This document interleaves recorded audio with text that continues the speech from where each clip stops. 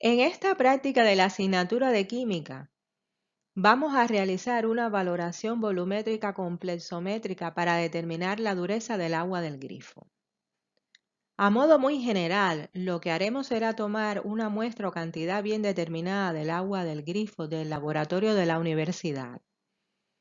Le añadiremos una solución reguladora del pH y luego un agente indicador de color. Y la vamos a valorar con una disolución de EDTA con concentración exactamente conocida.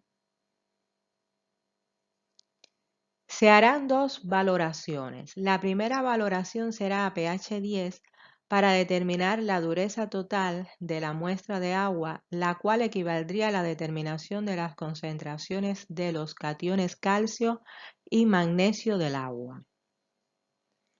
Para ello vamos a añadir a la muestra de agua del Erlenmeyer una solución amortiguadora del pH amoníaco para fijar el pH a 10 y posteriormente añadiremos el indicador negro de heliocromo T. Finalmente valoraremos con una disolución de EDTA de concentración perfectamente conocida. La segunda valoración será pH 12 para determinar la dureza específica del calcio. Tomaremos otra muestra de agua en Madras Erlenmeyer, le vamos a añadir una disolución de hidróxido de sodio al 10% para mantener el pH en 12. Posteriormente añadiremos el indicador de color Muretsida. Finalmente valoraremos otra vez con una disolución de EDTA. El punto de equivalencia de estas valoraciones suele estar muy próximo al punto final, que es cuando se detecta el viraje de color. La dureza específica del agua respecto al magnesio la vamos a determinar por diferencia entre la concentración total de iones calcio y magnesio, determinada valorando a pH 10, y la concentración de iones calcio determinada valorando a pH 12. ¿Qué se entiende por dureza de agua y cómo se expresa? El término dureza se refiere al contenido total de iones alcalinotérreos, dígase los metales del grupo 2 que hay en el agua. En las aguas naturales, como la concentración de calcio y magnesio es normalmente mucho mayor que la del resto de los iones alcalinotérreos, la dureza es prácticamente igual a la suma de las concentraciones de los iones calcio y magnesio. La dureza, por lo general, se expresa como el número equivalente de miligramos de carbonato de calcio por litro. Es decir, si la concentración total de cationes calcio y magnesio es de 100 miligramos litro, se dice que la dureza es entonces 100 miligramos litro de carbonato de calcio. Y esto es lo mismo que una parte por millón de carbonato de calcio. Recuerden que la nomenclatura de parte por millón es el ppm. Entonces, una medida usual de la dureza de agua es miligramos litro de carbonato de calcio, que es igual a ppm de carbonato de calcio. ¿Por qué es importante determinar la dureza del agua? En dependencia del uso de las aguas, ya sea doméstico o industrial, su dureza total será un parámetro con bastante significación en la calidad físico-química de las aguas de interés. Conocer la dureza total del agua es importante tanto en el sector privado como en el industrial. Por ejemplo, un agua dura con elevada concentración de calcio y magnesio, estos iones reaccionan con el jabón formando grumos insolubles y consumiendo una cantidad importante del jabón que se utiliza en la limpieza. Y esto, por supuesto, es un inconveniente para los lavados domésticos y la limpieza en general, por el mayor gasto económico y la mayor contaminación de las aguas residuales de estos lavados. El agua dura también deja depósitos sólidos o costras en las tuberías cuando se evapora, lo cual con el tiempo contribuye a la obstrucción de las mismas. Sin embargo, el agua dura es beneficiosa en agua de riego, porque los iones alcalinoterrios tienden a flocular con las partículas coloidales del suelo y como consecuencia aumenta la permeabilidad del suelo al agua. En la construcción, el agua blanda ataca al hormigón y a otros derivados del cemento. La calidad del agua según la dureza del agua. En términos generales, la calidad de las aguas se puede clasificar en función de su dureza. Por ejemplo, aguas blandas, aquellas con menos de 50 miligramos litros de carbonato de calcio. Aguas duras intermedias, aquellas entre 50 y 100 miligramos litros de carbonato de calcio. Aguas duras entre 100 y 200 miligramos litros de carbonato de calcio. Y por último, aguas muy duras con más de 200 miligramos litros de carbonato de calcio. Claro que estos rangos de valores dependen de la entidad reguladora. La Organización Mundial de la Salud indica que la dureza del agua no produce ningún efecto pernicioso para la salud de las personas. Sin embargo, hay estudios que aseguran que lavarse con un agua demasiado dura puede originar problemas en la piel y empeorar la situación de personas que ya tienen afecciones cutáneas. Beber aguas muy duras también puede favorecer la formación de cálculos renales en personas propensas a tenerlo. Entonces, una vez comprendida la importancia de conocer la dureza del agua, es el momento de aprender a analizarla. La valoración volumétrica complexométrica como método para determinar la dureza del agua. Un método para determinar la dureza del agua es la valoración volumétrica complexométrica que, como ya les he comentado, vamos a hacer en esta práctica. Los métodos volumétricos se basan de forma general en añadir a la disolución que contiene la sustancia que se quiere determinar la cantidad de mililitros de disolución de reactivo, que sería el agente valorante, estrictamente necesaria y sólo aquella estrictamente necesaria para la reacción cuantitativa, cantidad que viene establecida por la estequiometría de la propia reacción de valoración. Para que un método volumétrico sea factible debe cumplirse lo siguiente. Primero, tener una disolución estándar de valorante. Es preciso que sea posible preparar una disolución del agente valorante de concentración exactamente conocida, o bien poder averiguar con gran exactitud su concentración. Segundo, reacción química rápida, completa y estequiométrica. Que la reacción química que constituye la base de la valoración sea rápida, íntegra y estrictamente conforme a las proporciones estequiométricas dadas por la ecuación química. Tercero, que exista un indicador para detectar el punto final. Para la reacción química de la valoración debe existir un indicador que produzca un cambio observable. Por ejemplo, un cambio de color, que indique el punto final de la valoración al mínimo exceso del agente valorante. Y cuarto, que el error de la valoración sea mínimo. Y entiéndase como error de valoración la diferencia entre el punto final y el punto de equivalencia. Es preciso que el punto final de la valoración, es decir, el momento que hemos decidido que el proceso ha finalizado, coincida con el punto de equivalencia, que es como se denomina el momento en que se ha consumido precisamente la cantidad de reactivo equivalente a la sustancia buscada.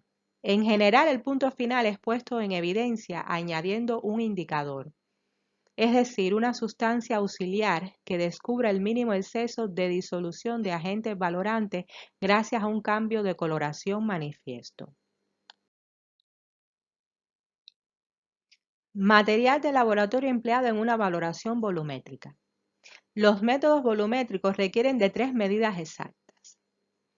En primer lugar, de la cantidad de muestras que contiene la sustancia que se quiere determinar. Para ello, trasvasamos un volumen exacto de muestra tomado con pipeta aforada a un Erlenmeyer. En segundo lugar, de la concentración del agente valorante en disolución. En este caso, la concentración del agente valorante que debe prepararse con exactitud será la del ácido etilendiamino tetracético por sus siglas EDTA. La disolución de EDTA se les dará ya preparada en la práctica. Finalmente, también se requiere medir con exactitud el volumen de la disolución de agente valorante necesario para que la reacción química que permite la determinación tenga lugar en su totalidad. En la práctica, este volumen se irá descargando poco a poco a través del uso de una bureta graduada de 50 mililitros. En la figura vemos el montaje general de una valoración volumétrica. Detalles técnicos del uso de la bureta. Como sabemos, la bureta es un instrumento de laboratorio para la medida de volúmenes de líquidos y disoluciones. El modo de empleo es llenando la bureta y liberando con la llave de la parte inferior el volumen que se desea medir. Aquí hay 5 detalles que quiero puntualizar. Primer detalle, cómo manipular correctamente en la bureta la llave que libera el volumen a medir, que en el caso de una valoración se refiere al volumen de la solución valorante. Pues esto se debe hacer como se observa en la figura, colocando los 2 dedos de la mano izquierda a ambos lados de la llave de la bureta. Segundo aspecto es la medida del volumen. La cantidad de volumen liberado por la bureta se determina por diferencia de lectura, es decir, la lectura del volumen final menos la lectura del volumen inicial. Tercer aspecto es errores en la medida del volumen. La bureta debe estar bien limpia y seca, sin restos de gotas de agua. Una gota de agua remanente equivale a un volumen de aproximadamente 0,05 mililitros. Es importante también evitar las burbujas de aire cuando se llene la bureta. Otro detalle técnico importante en el uso de la bureta está en la lectura del volumen. Para una correcta lectura debe colocarse el menisco al mismo nivel de los ojos en una línea imaginaria recta horizontal. El menisco debe quedar justo encima de la unidad de graduación. Aquí les estamos proporcionando 3 figuras ilustrativas de esto que se explica. Según el volumen total de la bureta, existe un volumen mínimo a partir del cual el error del volumen medido en una valoración se minimiza.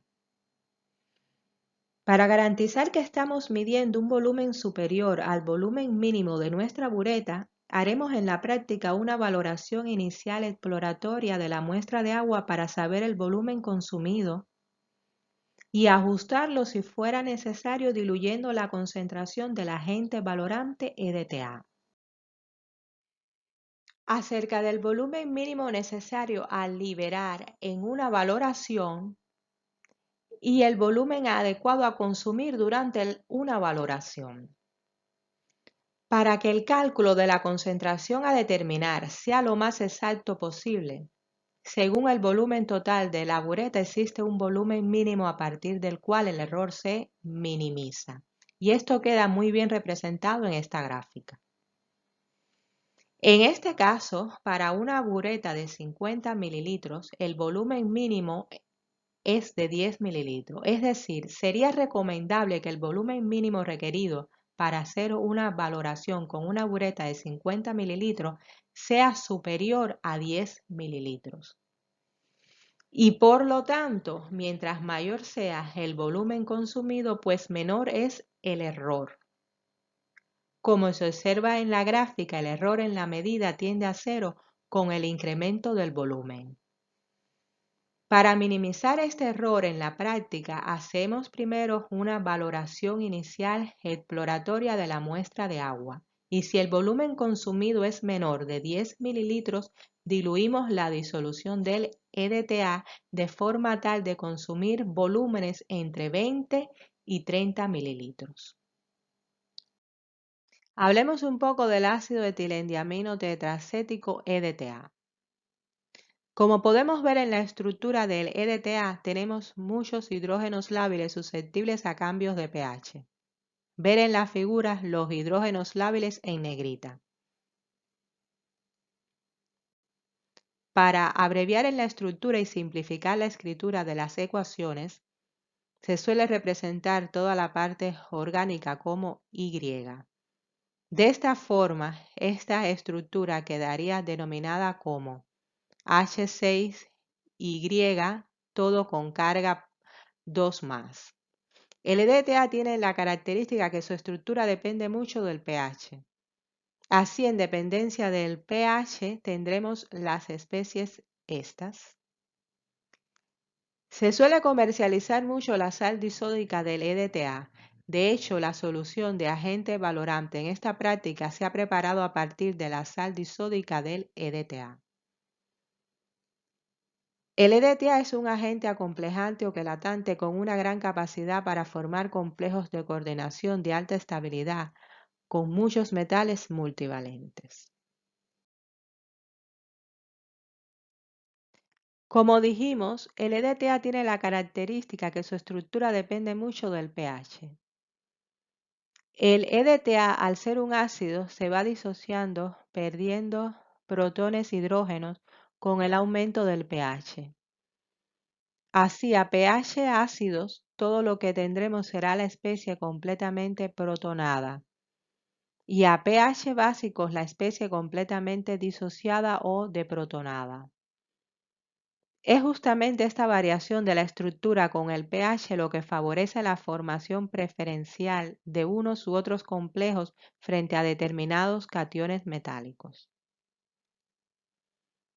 En la práctica vamos a determinar la dureza total de una muestra a pH 10, por lo que las especies de EDTA predominantes serán H, Y con carga 3 menos y Y con carga 4 menos.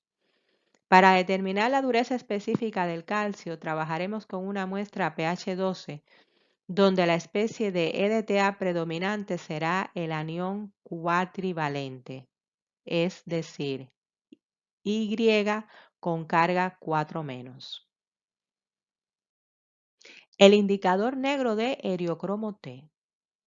El negro de eriocromo T es una molécula orgánica con protones lábiles en su estructura y susceptible a cambios de color con el pH. Este indicador es un quelante orgánico que en soluciones neutras o débilmente básicas existe en forma de anión débilmente cargado de color rojo. En pH básicos adquiere color azul y carga 2 menos. Mientras que en pH muy básicos, superiores a 12, se torna amarillo y predomina la especie del anión trivalente.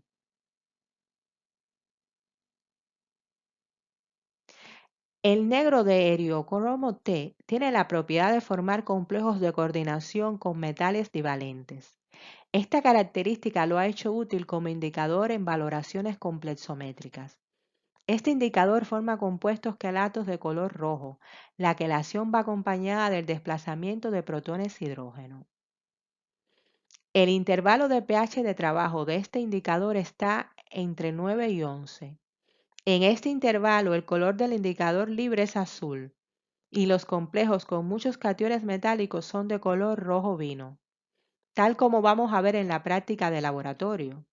Cuando se le añade este indicador al agua del grifo que contiene cationes calcio y magnesio, el agua se colorea rojo vino. Reacciones complexométricas que ocurren durante la determinación de los cationes calcio y magnesio a pH 10. El nombre de valoración complexométrica viene porque se trata de una valoración basada en reacciones de formación de complejos o compuestos de coordinación. tanto de la molécula usada como indicador como del agente valorante EDTA con los metales a determinar en el agua. Vamos a ver cuáles son las reacciones complexométricas presentes en la valoración a pH 10 que haremos en esta práctica. Cuando se adiciona una pequeña cantidad del indicador negro de heliocromo T a la muestra de agua que está a pH 10, la especie del indicador que predomina es el anión divalente. Y este reacciona con ambos cationes para formar sus respectivos complejos, de los cuales el más estable es el que se origina con el magnesio, que da un color rojo vino. Cuando comenzamos la valoración con el EDTA desplaza primero al calcio de sus complejos con el indicador negro de heliocromo. Y posteriormente comienza a desplazar al magnesio también de su complejo con el indicador, hasta que desaparece el color rojo vino del complejo magnesio indicador y aparece el color azul característico del indicador en estado libre. En este link que conduce a un vídeo de YouTube, ustedes podrán observar la realización de esta valoración que hemos tratado de describir aquí. Reacciones complexométricas que ocurren durante la determinación de cationes calcio a pH 12. Para la determinación de la dureza específica del calcio se hace esta misma valoración, pero a pH 12 utilizando el indicador Murexida. Vean aquí la estructura de la Murexida, que para simplificar la vamos a escribir como H4 indicador, todo con carga 1 menos. Y en recuadros estamos señalizando los hidrógenos lábiles en la estructura de la Murexida. La Murexida, al igual que el negro de heliocromo T, es un indicador con hidrógenos lábiles en su estructura y que cambia de color con el pH. Cuando se adiciona una pequeña cantidad del indicador Murexida a la muestra de agua que está a pH 12, la especie del indicador que predomina es el anión trivalente y esta reacciona con el calcio para formar un complejo de color rosa intenso. Vean aquí la ecuación de este proceso. Cuando comenzamos la valoración con el EDTA primero se acompleja con el calcio libre que pueda haber en solución y después desplaza al calcio de su complejo con el indicador de Murexida. Veamos aquí representada la ecuación de esta reacción. ¿Por qué el EDTA es un buen agente valorante? En base a lo expuesto anteriormente acerca de los requisitos para que una valoración volumétrica sea factible, podemos decir que el EDTA es un buen agente valorante porque: primero, determinación exacta de su concentración. El EDTA es un estándar secundario porque se puede estandarizar por valoración con un estándar primario. Un estándar es una sustancia estable de composición conocida que se comercializa con un alto grado de pureza, lo cual permite preparar disoluciones de concentraciones exactas. Segundo, reacciones rápidas y estequiométricamente cuantitativas. El EDTA presenta reacciones de formación de complejos con los cationes calcio y magnesio que son rápidas, completas y estequiométricamente cuantitativas. Tercero, la existencia de un indicador de color para el punto final. Para estas reacciones del EDTA con los cationes calcio y magnesio del agua, existe un indicador de color para el punto final de la valoración próximo al punto de equivalencia de la reacción. Cálculos químicos en las valoraciones volumétricas. Los cálculos químicos en una valoración volumétrica se resuelven con la ley de la volumetría. La ley de la volumetría en esencia dice que la cantidad de sustancia que se consume durante la valoración es igual a la cantidad de sustancia que se quiere determinar. En nuestro caso, esto se traduce a que la cantidad de EDTA consumida hasta alcanzar el punto de equivalencia de la reacción es igual a la cantidad inicial de iones a determinar. N1 es igual a N2. Como sabemos, despejando en la ecuación 2 y sustituyendo en la ecuación 1, llegamos a la ecuación 3, donde, por ejemplo, en el miembro izquierdo podemos decir que se trata de la concentración de la sustancia valorada y el volumen demuestra problema, y que el miembro derecho corresponde al valor de la concentración y volumen consumido del agente valorante, donde si despejamos la concentración de la sustancia valorada quedaría en mol por litro. Cálculos químicos en las valoraciones de dureza.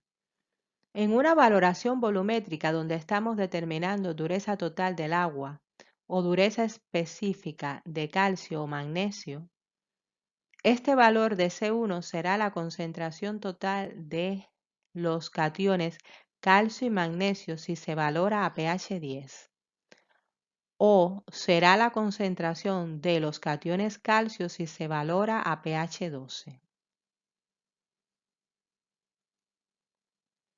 Como hemos explicado anteriormente, la dureza, cualquiera que sea, se expresa en concentración de carbonato de calcio. Entonces, si C1 en mol por litros es igual a la concentración total de calcio más magnesio en mol por litro, esto sería igual también a la concentración de carbonato de calcio en mol por litros. O si por el contrario C1 es igual a la concentración de los iones calcio en mol por litros, esto sería igual también a la concentración de carbonato de calcio en mol por litros. Preferentemente, la dureza suele expresarse en miligramos litro de carbonato de calcio o lo que es lo mismo en ppm de carbonato de calcio, por lo que habría que convertir esta expresión de la concentración de mol por litros de carbonato de calcio a miligramos por litros o ppm de carbonato de calcio. Para llevar la concentración de carbonato de calcio de mol por litro a ppm, solo hay que multiplicar por la masa molecular del carbonato de calcio, que es aproximadamente 100 gramos mol, y por un factor de conversión de 1000.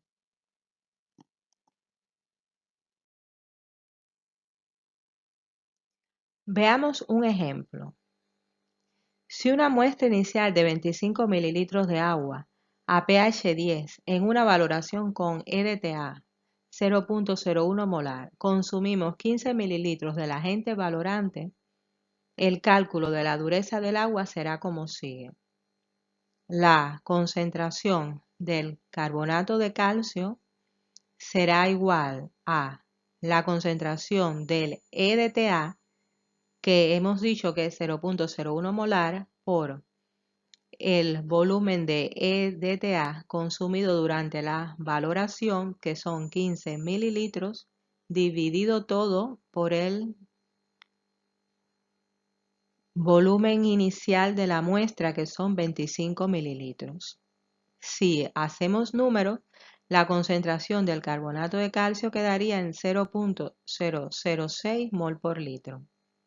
Para convertir esta concentración a ppm sería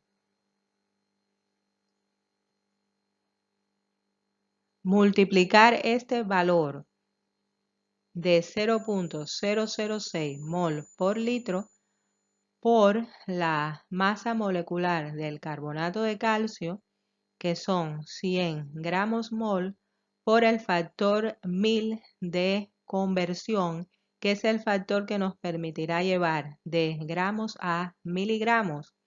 Y finalmente vamos a obtener 600 ppm. La dureza de esta agua sería entonces de 600 ppm de carbonato de calcio y estaríamos hablando de un agua sumamente dura. Pues hasta aquí todo lo que les tenía preparado sobre la dureza del agua, valoraciones volumétricas, EDTA, indicadores de color, las reacciones químicas y los cálculos químicos involucrados en esta práctica para determinar la dureza del agua del grifo. Con esta presentación y con el guión de esta práctica van a estar más que capacitados para entender esta práctica de laboratorio, así como responder todas las preguntas de su correspondiente informe evaluativo. Estudien y nos vemos en las prácticas. Muchas gracias por su atención.